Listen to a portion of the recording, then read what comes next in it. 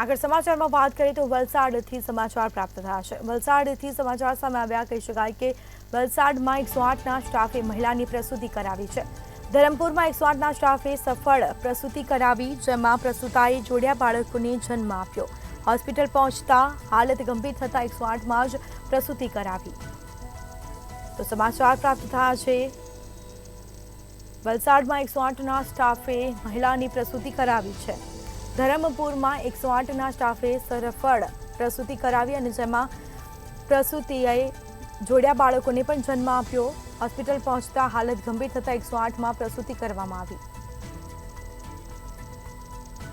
તો 108ના સ્ટાફે મહિલાની પ્રસૂતિ કરાવી છે। 108માં પ્રસૂતિએ જોડિયા બાળકોને પણ જન્મ આપ્યો છે, જેમાં હોસ્પિટલમાં પહોંચતા હાલત ગંભીર થતા 108માં જ પ્રસૂતિ કરાવી છે।